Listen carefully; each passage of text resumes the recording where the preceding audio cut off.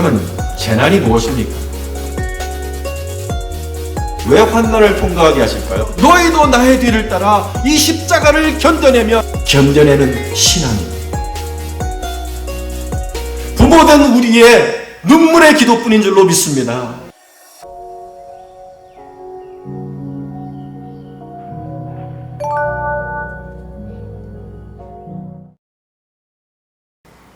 (6) 절로 (13절까지)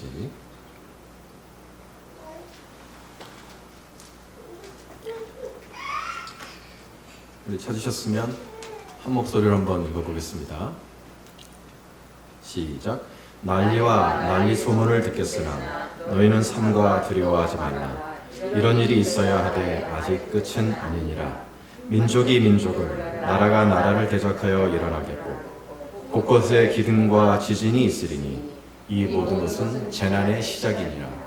그때 사람들이 너희를 환난에 넘겨주겠으며 너희를 죽이리니 너희가 내 이름 때문에 모든 민족에게 미움을 받으리라. 그때 많은 사람이 실족하게 되어 서로 잡아주고 서로 미워하겠으며 거짓 선지자가 많이 일어나 많은 사람을 미혹하겠으며 불법이 성함으로 많은 사람의 사랑이 식어지리라. 그러나 끝까지 견디는 자는 구원을 얻으리라. 아멘. 계속하여 마태복음 24장 우리 예수님의 계시록, 예수 계시록 설교를 연속하여 하고 있습니다. 오늘 그 두 번째 시간입니다. 오늘 읽은 말씀처럼 마지막 때는 난리와 난리, 소문이 세상에 가득하다 하셨습니다. 예전에는 난리 소문이었는데 요즘에 인터넷이 발달하고 방송이 발달해서 그런지 세상에 참 난리와 난리가 많다는 것을 우리가 알게 돼요. 그래서 주님께서 난리와 난리 소문이라 하신 것이 아닌가 싶습니다. 기근과 지진 그리고 전쟁, 이 모든 것이 20세기를 지나 21세기로 들어와 어마어마한 규모로 급증했다는 데 대해서는 따로 말씀을 드리지 않아도 여러분 모두 동의하실 줄로 생각합니다. 오늘 주님께서 그러한 급증하는 지진과 기근과 지진의 난리와 난리 소문이 무엇을 의미하느냐? 우리 주님께서 그것이 재난의 시작이라 하셨습니다. 세상의 끝이 아니라는 거예요. 세상의 끝에 있는 것은 그런 기근과 지진과 전쟁이 아니라 재난이 있을 것이다 말씀하셨어요. 그러면 재난이 무엇입니까?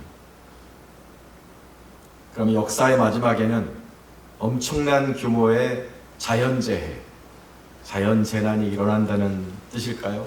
해성이 충돌하고 어마어마한 규모의 진도 10의 지진이 일어나고 화산이 폭발하고 지축이 뒤틀리는 그러한 재난이 있다는 말씀인가요? 지금 이것이? 성경을 모르시는 분들은 세상의 마지막에 그러한 자연재난이 있다고 생각합니다. 그것이 세상의 끝이라고 생각해요. 해성이 지구에 충돌을 하면 그게 끝이다. 그게 아마겟돈이다. 지각이 변동해서 대지진이 일어나고 화산이 연쇄 폭발하고 전 지구가 물에 잠기면 지구는 끝이다. 지축이 변해서 기후 이상이 생겨나면 지구는 얼어붙게 된다. 빙하기가 온다. 극장에 걸리는 종말에 관한 블록버스터 영화들은 다 이러한 세계관을 가지고 있습니다. 그러나 우리 주님께서는 전혀 다른 것을 말씀하세요. 오늘 그 모든 것이 재난의 시작이라 하셨을 때 그 재난이 한글 말만 보면 disaster, 재난으로 보이는데 사실 원어를 보면 전혀 다른 뜻이에요. 영어 성경만 봐도 그 재난의 시작이라 할 때 그 재난을 뭐라 그랬냐면 birth pain, 산통이라고 되어 있어요. 그 원어로 성경의 그 헬라 원문만 봐도 그 재난, 그 오디논이라는 단어가 산통이라는 뜻입니다. birth pain. 그러니까 전혀 다른 거죠. 이 모든 것이 산통의 시작이니라. 사실 원문은 그런 뜻이에요. 너희가 듣는 기근과 전쟁과 지진에 대한 난리와 난리 소문은 모두 산통의 시작이다. 무엇을 낳기 위한 산통의 시작일까요? 무엇을 낳기 위한 산통인지는 후에 우리가 차차 알게 되겠지만, 여러분, 산통의 시간의 특징이 무엇입니까? 네, 페인입니다. 페인, 고통. 고통의 시간이죠. 인간이 태어나서 겪을 수 있는 고통의 강도의 순서를 매겨보면 산통이 몇 위쯤 갈까요, 여러분? 3위 갑니다. 3위. 산통보다 더 아픈 고통이 2개나 있기는 해요. 제일 심한 고통, 인간이 겪을 수 있는 가장 아주 강한 고통이 무엇이냐? 자결통입니다. 자결통. 불에 타는 고통. 그것이 가장 고통이 심하대요. 2위는 뭘까요? 네, 수요일날 성경 공부 오시면 제가 알려드리겠습니다. 3위도 엄청난 거예요. 고통의 시간입니다. 누가 겪을까요? 누가 겪는 산통일까요? 산통의 시작이라는데 누가 겪는 산통일까요? 전 세계 모든 사람이 겪는 산통일까요? 아니요. 이 산통은 모든 사람이 겪는 고통이 아니라 하나님의 사람들, 예수의 사람들이 겪는 끔찍한 고통의 시간을 말하는 것입니다. 오늘 말씀 본문으로 돌아오시죠. 9절로 10절까지를 보시면, 그때 사람들이 너희를 환난에 넘겨주겠으며 너희를 죽이리니 너희가 내 이름 때문에 모든 민족에게 미움을 받으리라. 그때 많은 사람이 실족하게 되어 서로 잡아주고 서로 미워하겠으며 라고 했죠. 너희를 환난에 넘겨주겠다고 그랬어요. 너희가 누굽니까? 예수의 제자들입니다. 내 이름 때문에 너희가 모든 민족에게 미움을 받으리라 하였으니, 이 산통은, 이 고통은 세상 사람이 겪는 산통이 아니라 예수의 제자들이 겪는 고통을 말하는 것입니다. 얼마 동안이나 그 고통을 당하게 될까요?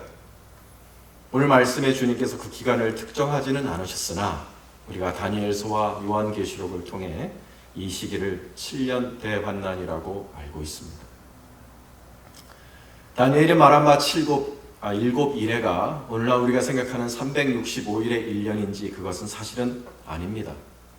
그러므로 우리가 생각하는 그러한 딱 7년을 의미하는 것은 아닐 거예요. 그러나 대략 7년이라고 볼 수 있습니다. 이 시기 동안에 예수의 사람들이 산통과 같은 끔찍한 고통을 겪는데, 주님은 그 시기에 세상 모든 사람이 크리스찬들을 미워하고 능욕하고 죽일 것이라고 말씀하셨어요. 수많은 크리스찬들이 모욕당하고 능욕당하는 것은 물론이고 재산이 약탈당할 것이고 폭력을 당할 것입니다. 린치할 것이고 우리를 가둘 것이고 감옥에 던져둘 것이며 우리를 집에서 쫓아낼 것이고 결국에는 우리를 죽일 것입니다. 여러분이 연상되는 사람들이 있죠. 유태인들입니다. 나치 치하에서 끔찍한 학살을 당했던 유태인들. 그들이 겪었던 고통과 똑같은 것을 우리들이 겪게 될 거예요.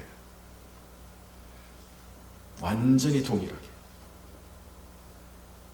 처음에는 경제활동이 제약되겠죠. 그 다음엔 주거를 제한할 것입니다. 그 다음부터 노골적으로 빼앗을 거예요. 그 다음에는 죽일 겁니다. 마음이 무겁죠, 여러분. 누가 이러한 고통의 시간을 겪는 것을 좋아하는 사람이 어디 있습니까, 세상에? 피하고 싶은 것이 인간의 자연스러운 반응일 것입니다. 당하지 않을 수는 없을까? 이 잔을 마시지 않을 수는 없을까? 우리 주님께서도 십자가에 달리시기 전날 앞으로 채찍질과 끔찍한 고문이 시작될 것이고 결국에는 잔인하게 십자가에 못 박혀 죽는다는 것을 미리 아셨던 주님께서도 인간적으로 피하고 싶으셨어요. 그 솔직한 마음을 겟세마네에서 하나님께 기도를 드렸습니다. 아버지여, 할 수 있거든 이 잔을 내게서 옮겨 주옵소서. 이 고통을 겪고 싶지 않다는 솔직한 주님의 인간적인 고뇌를 볼 수 있는 부분입니다. 주님도 그러하셨는데 하물며 연약한 우리 크리스찬들은 오죽 그러한 마음이 없겠습니까? 이 환난을 당하고 싶은 사람이 누가 있겠어요? 그래서 사람들이 만들어낸 유사 종말론이 하나 있는데 바로 세대주의 종말론입니다. 환난 전 휴거로 세대를 구분하는 거예요. 구약의 시대가 있고 신약의 교회 시대가 있고, 교회가 다 떠나고 나면 유태인이 남겨져서 유태인이 겪는 것이 마지막 종말의 때다.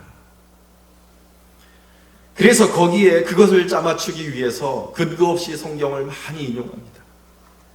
내가 생각지도 못한 때에 도적같이 오리니, 밭에서 한 사람은 데려감을 당하고 한 사람은 남겨둠을 당하리라. 빌라델비아 교회가 내가 적은 능력으로 충성하였으니 내가 환난을 면하게 하리라. 이런 구절들을 통해서 하나님께서 우리에게 환난을 당하게 하실 이유가 있느냐? 하나님 우리를 사랑하신다면 환난을 면케 하실 것이다. 우리를 그 시기 전에 데려가실 것이다 라고 그러한 종말론을 만들었는데, 그것은 잘못된 종말론입니다. 오늘 이 말씀을 그냥 어린아이 같은 눈으로 한번 보세요. 어린아이 같은 눈, 그냥 어린아이 같은 눈으로 한번 보세요. 주님께서 우리를 환난 전에 데려가시느냐? 아닙니다. 오늘 마태복음 24장 뒷부분을 한번 보시죠. 29절로 31절까지를 보시면, 그날 환난 후에 즉시 해가 어두워지며 달이 빛을 내지 아니하며 별들이 하늘에서 떨어지며 하늘의 권능들이 흔들리리라.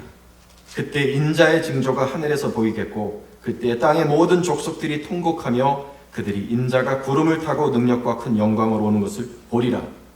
그리고 뭘 하십니까? 저가 큰 나팔 소리와 함께 천사들을 보내리니 그들이 그의 택하신 자들을 하늘 이 끝에서 저 끝까지 사방에서 모으리라. 택하신 자들을 휴거시키시는, 하늘로 데려가시는 일이 언제 일어난다고요? 환난 후에. 주님께서 너무 명백하게 말씀하셨어요. 이것을 세대주의라는 신학에 맞추려고 성경을 비틀고 왜곡하면 잘못된 성경을 인용하게 되는 것입니다. 오늘 우리가 이 마태복음 24장과 함께 읽는 요한계시록에 주님께서 도적같이 오신다는 말씀이 있어요. 내가 도적같이 내가 너에게 가리니. 그게 환난 전에 있나요? 아니요. 요한계시록에 나오는 내가 너에게 도적같이 가리니라는 말씀은요, 환난 끝에 나옵니다. 언제요? 요한계시록 16장 아마겟돈 전쟁 직전, 마지막 아마겟돈 전쟁이 일어나기 직전에 16장 15절에 주님이 이렇게 말씀하셨어요. 보라, 내가 도둑같이 오리니 누구든지 깨어 자기 옷을 지켜 벌거벗고 다니지 아니하며 자기의 부끄러움을 보이지 아니하는 자는 복이 있도다. 아마겟돈 전쟁 직전이에요. 환난을 다 겪고 마지막, 이전에는 도둑같이 오신 일이 없었다는 거죠. 말씀을 단순하게 보면은요, 여러분, 우리는 환난을 통과해야만 합니다. 그러면 우리 하나님께서 왜 사랑하시는 우리 성도들을, 당신의 사랑하시는 사람들을 왜 환난을 통과하게 하실까요? 왜 그렇게 끔찍한 일을 당하게 하실까요? 너무너무 끔찍한 환난이라 그러셨어요. 오늘 24장 21절로 22절 말씀을 보시면, 그때 큰 환난이 있겠습니다. 창세로부터 지금까지 이런 환난이 없었고 후에도 없으리라. 나치치하에서 당했던 유대인의 홀로코스트하고는 비교도 안 되는 그런 환난이에요. 얼마큼 환난이 깊으냐 하면 그 날들을 감하지 아니하면 모든 육체가 구원을 얻지 못할 것이라. 그 날을 줄여주지 않으시면은요, 그렇지 않은 이 세상에서 씨가 마른다는 거예요. 계시록을 보면 그 환난이 얼마나 심하느냐, 성도의 권세가 다 깨어지기까지 환난이 지속된다 하셨어요. 왜 그러실까요? 왜 이렇게 심한 환난을 우리에게 통과하게 하시는 걸까요? 유태인들은 나치치하에서 이 고통을 당했던, 이 고난을 통과만 하였던 유태인들은, 여러분, 우리는 그런 예화들을 통해서 유태인들이 수용소에서 이렇게 하나님에 대한 그런 말씀 적어놓고 믿음으로 버텼다고 알고 있는데요, 진실은 그게 아닙니다. 유태인들이 이 나치의 홀로코스트를 겪고 나서 거의 대부분 신앙을 버렸어요. 거의 대부분 신앙을 버렸습니다. 우리가 유명하게 알고 있는 노벨상을 탄 우리 엘리에셀 같은 사람도 하나님이 자기를 버렸다, 하나님이 우리를 버렸다, 하나님은 살아계시지 않는 거예요. 그렇게 말하고 신앙을 버렸죠. 무신론 자들이 많이 생겨나는 것이 오히려 이 2차 대전입니다. 신앙이 깊다던 이 유태인들도 신앙을 버리는 이 시기에 여러분, 이 환난 중간에 견디지 못하고 신앙을 버리는 크리스찬들이 얼마나 많이 나올까요? 환난전 죽어론의 맹점이 이것입니다. 저는 물론 환난전 죽어론을 이야기한다고 해서 뭐 이단이다 그렇게 말하지는 않아요.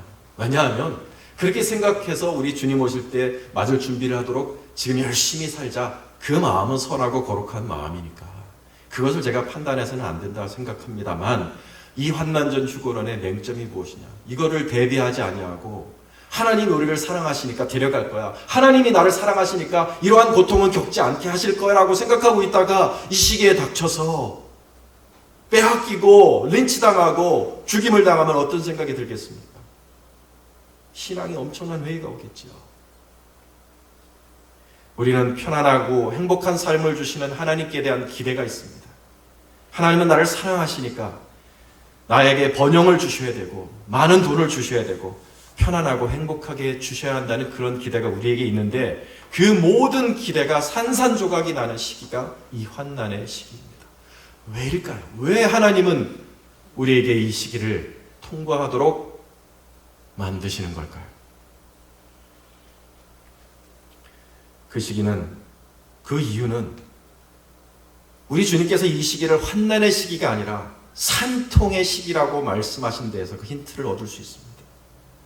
주님께서 이 시기를 산통이라고 말씀하신 거는요, 여러분 생각해 보십시오. 산통은 어떤 과정입니까? 귀한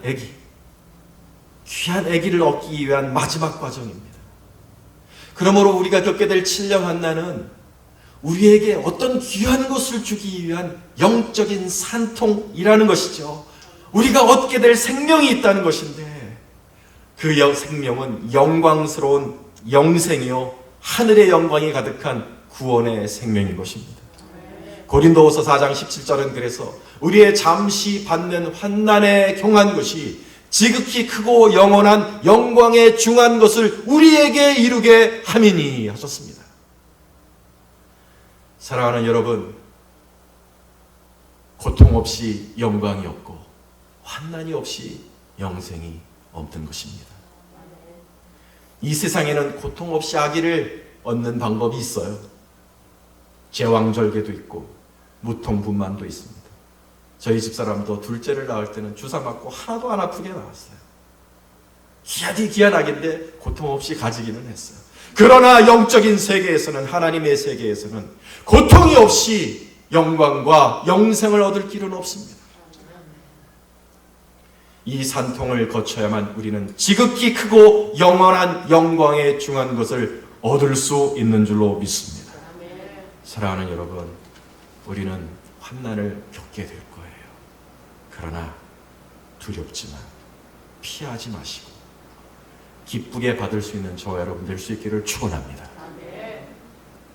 두 번째로 우리가 살펴봐야 할 것은, 우리가 왜 세상 사람들에게 이렇게 미움을 받느냐 하는 것입니다. 왜 세상 사람들은 우리를 그렇게 미워하게 될까요? 10절로부터 12절까지의 말씀을 같이 한번 보시겠습니다. 그때 많은 사람이 실족하게 되어 서로 잡아주고 서로 미워하겠습니다. 거짓 선지자가 많이 일어나 많은 사람을 미혹하겠으며 불법이 성함으로 많은 사람의 사랑이 식어지리라 하셨습니다. 주님이 많은 사람이 실족하게 되어서 서로 잡아주고 서로 미워하게 된다 하셨어요. 그러니까 이게 굉장히 중요한 거죠. 많은 사람들이 실족하게 돼요. 이걸 잘 봐야 되는 거예요. 원어로 실족한다는 말은요, 스칸달리조라는 원어입니다. 우리말에 그 스캔들이라는 말이 여기서 나온 거예요. 스캔들이라는 말. 스칸달리조. 그 원어의 뜻은 뭐냐면 함정에 빠져서 또는 올무에 빠져서 넘어진다는 거예요. 어떤 짐승을 잡기 위해서 이렇게 함정을 팠을 때 거기에 빠져서 넘어진다. 그것을 스칸달리조라는 말을 씁니다. 그러니까 실족한다는 거는요, 함정에 빠져서 넘어졌다. 서로 잡아주고라는 말을 원어로 보면 파라도수신이라고 나와 있습니다. 파라디돔이라는 원어에서 나온 거죠. 그러니까 배신한다는 뜻이에요. 서로 잡아주는 게 서로. 그러니까 함정에 빠져서 배신하는 일이 일어난다는 거예요. 원어만 본다면. 그러면 사람들이 왜 어떤 함정에 빠져서 배신하게 되는 걸까요? 그거를 그 다음 절에서 주님이 말씀하시고 계신 겁니다. 11절을 보시면 거짓 선지자가 일어나 많은 사람을 미혹하겠으며, 그러니까 거짓 선지자가 나와서 사람들을 미혹하기 때문에 우리 많은 사람들이 함정에 빠져 배신하게 된다, 이런 뜻입니다. 거짓 선지자가 어떻게 미혹하는지는 주님이 24장에서 미리 말씀을 하신 바 있습니다. 23절로 24절까지를 보세요. 그때 사람이 너에게 말하되 그리스도가 여기 있다 혹은 저기 있다 해도 믿지 말라. 거짓 그리스도들과 거짓 선지자들이 일어나 큰 표적과 기사를 보여 할 수만 있으면 택하신 자들도 미혹하리라. 거짓 그리스도와 거짓 선지자가 짝을 맞춰서 기적과 기사를 일으켜 택하신 자들을 미혹하리라 하셨습니다. 이게 함정이에요. 이 함정에 빠진다는 것입니다. 누가? 크리스찬들이. 세상 모든 사람들이 이 함정에 빠진다는 거예요. 도대체 어떤 일이 일어나길래? 첫째는 거짓 그리스도가 나타나겠죠. 이 말씀과 같이 우리가 짝을 이루는 게 계시록 13장입니다. 여러분 잘 아실 거예요. 계시록 13장을 같이 한번 보시면, 내가 봄에 또 다른 짐승이 땅에서 올라오니 어린 양같이 두 뿔이 있고 용처럼 말을 하더라. 저가 먼저 나온 짐승의 모든 권세를 그 앞에서 행하고 땅과 땅에 사는 자들을 처음 짐승에게 경배하게 하니 곧 죽게 되었던 상처가 나은 자니라.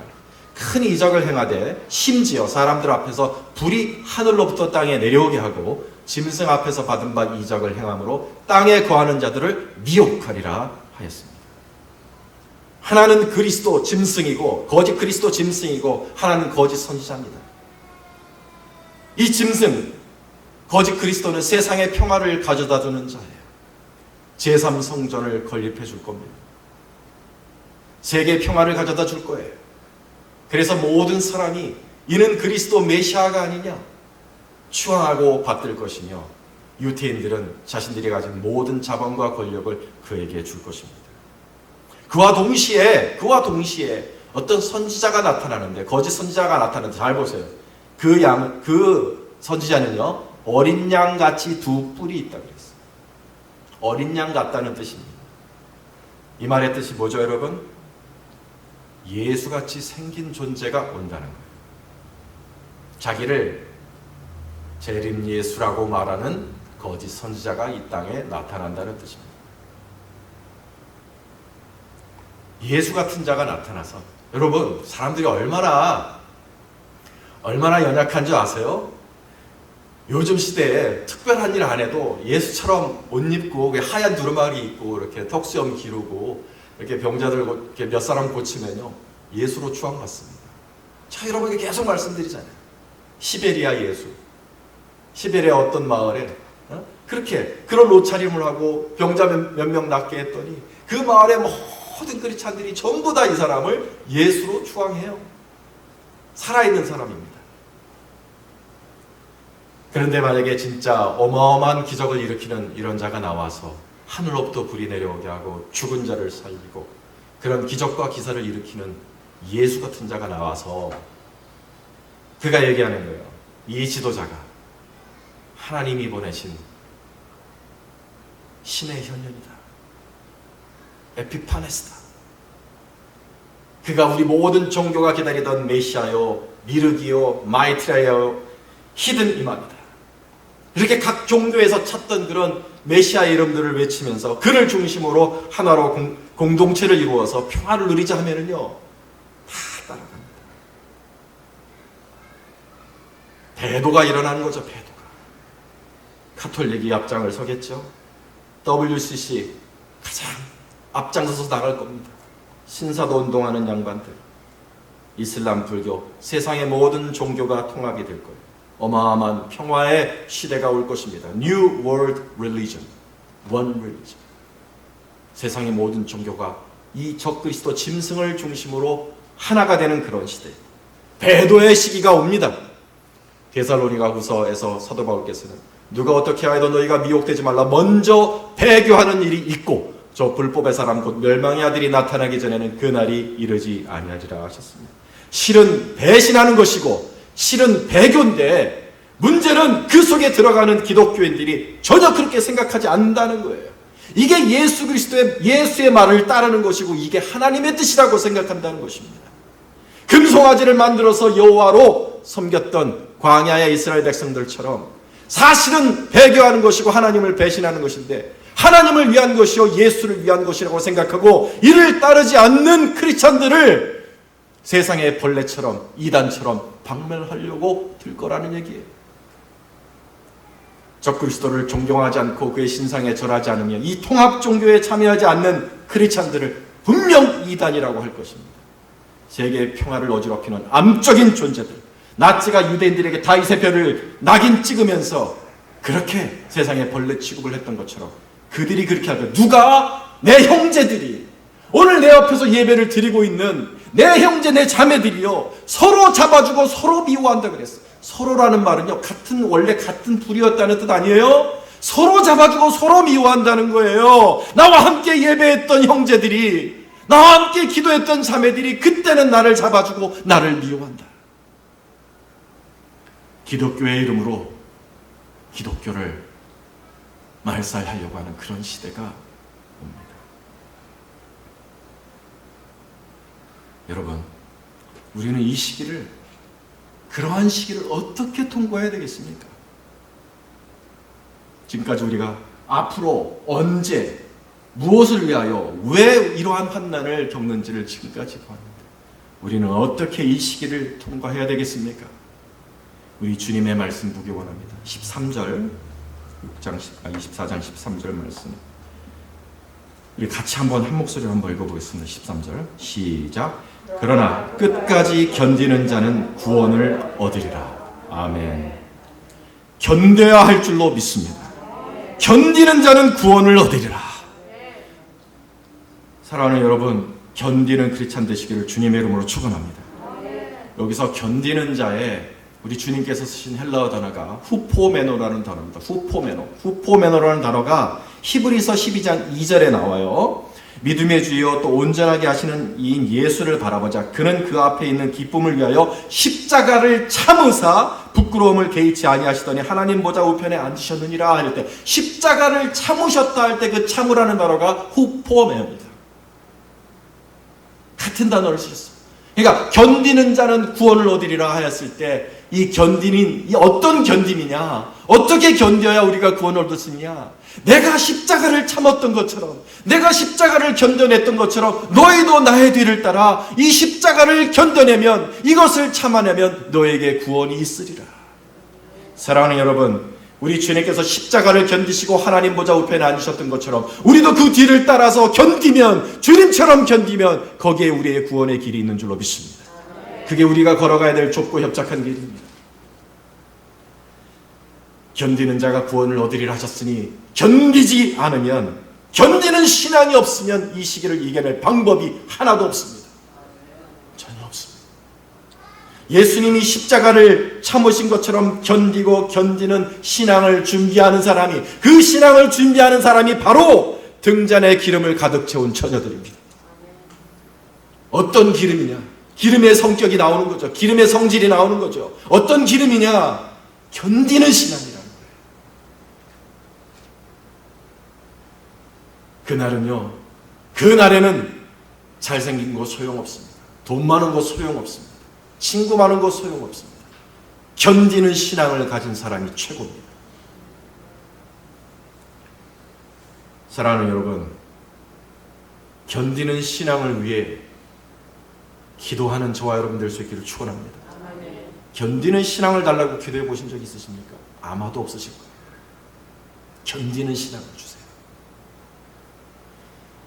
우리는요, 인스턴트 시대를 살고 있습니다. 편안한 시대를 살고 있어요. 우리 1세대의 그 고난 속에 신앙생활 했던, 참고 견디며 신앙생활 했던 그 신앙이 지금은 다 사라졌어요. 그래서 어떻게 그러한 신앙을 우리가 가질 수 있을런지, 세상에서 가장 편안하고 세상에 가장 물질적으로 풍성한 이 나라에 살고 있는 우리가 어떻게 고난 속에 견디는 신앙을 가질 수 있을런지, 그 신앙을 어떻게 준비할 수 있을런지는 모르겠어요. 솔직히 모르겠어요. 그러나 제 마음속에 있는 한 가지 확신은, 사랑하는 여러분, 기도하면 신앙을 주실 줄로 믿습니다. 견디는 신앙을 달라고 하면 하나님께서 견디는 신앙을 주실 줄로 믿습니다. 그렇게 기도하는 저와 여러분이 지금부터 한 가지 결심하셔야 될 게 있어요. 한 가지 결심하셔야 될 게, 그것은 지금부터 하나님께서 내 인생에 주시는 작은 고난에 감사할 수 있는 저와 여러분 될 수 있기를 축원합니다. 하나님이 우리에게 백신 주실 줄로 믿습니다. 그날을 미리 준비할 수 있도록, 사랑하는 여러분, 하나님은 우리를 버리셔서 고난당하는 거 아닙니다. 하나님께서 우리를 사랑하지 않으셔서 내 인생에 고난이 오는 것이 아닙니다.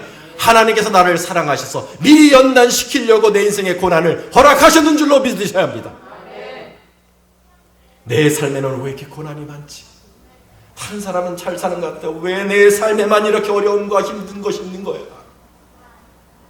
여러분, 불평하지 마시기 바라요. 아멘. 감사합니다. 하나님, 내게 견디는 믿음, 참는 믿음, 후포매너의 믿음을 주시려고 이러시는 거죠. 감사함으로 받을 수 있는 저 여러분 될 수 있기를 축원합니다.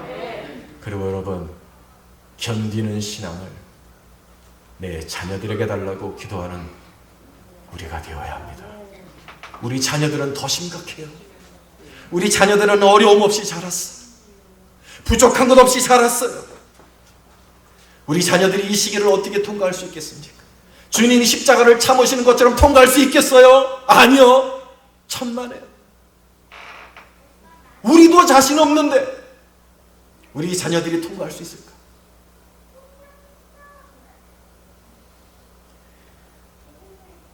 우리 주님께서 자기를 위해 우는 여인들을 바라보시며, 예루살렘의 딸들아, 이제는 나를 위하여 울지 말고 너희 자녀들을 위하여 울라 하셨습니다. 자녀들을 위하여 울라. 우리 자녀들이 이 마지막 때에 헤쳐나갈 수 있는 믿음을 가질 수 있는 것은 부모된 우리의 눈물의 기도뿐인 줄로 믿습니다. 그거 외에는 방법이 없어요. 눈물로 기도해서, 하나님 아버지, 어떻게 그것이 가능한지는 모르겠지만 내 자녀들에게 다니엘과 세 친구의 믿음을 내려 주옵소서. 다니엘과 세 친구의 이야기가 훗날에 우리 자녀들이 붙들 수 있는 하나님의 말씀이 될 겁니다. 사드락과 멕삭과 아벳느고가 느부갓네살 신상에 절하지 않아서 불못불에 던져진다는 것을 알면서도 절하는 것을 거부했어요. 그들을 끌고 세찬 풀무불 구덩이에 던져 넣으려고 하니까 자기를 끌고 온 군병들이 먼저 불에 탈 정도로 어마어마한 불구덩이 속에 던져지는데, 나는 경배하지 아니하겠나이다. 내 하나님이 우리를 지켜 보호하여 주실 것입니다. 건져내실 것입니다. 그리 아니하실지라도 나는 왕의 신상에게 절하지 아니할 줄을 아옵소서. 어린 10대의 소년들입니다. 나이 많은 청년들이 아니에요. 10대의 소년들이 견뎌냈어요. 그리 아니하실지라도 나는 경배하지 아니하겠나이다. 우리 자녀들에게 이러한 믿음이 생기도록 울며 기도할 수 있는 저와 여러분들 수 있기를 축원합니다. 진짜 그래야 돼요. 그렇게 준비해야 돼요. 지금은 다니엘과 세 친구처럼 믿음으로 건짐을 받고 살아남는 자도 구원을 얻을 것이고, 그리 아니하실지라도, 건져주지 아니하실지라도 서머나교회 청년교회인 우리 게르마니쿠스처럼 건져주시 아니하실지라도 순교하는 자도 하나님이 구원하여 주실 것입니다. 견뎌서 살아남는 자도 구원을 받을 것이고 순교하는 자도 구원을 받을 것입니다. 중요한 것은 견뎌내는 신앙입니다. 이 신앙을 지금부터 준비할 수 있는 우리가 되어야 되겠고, 우리 자녀들에게 이 신앙을 물려줄 수 있는 부모가 되어야 되겠습니다. 정신 차려서 기도하는 저와 여러분 될 수 있기를 주님의 이름으로 축원합니다. 기도하겠습니다.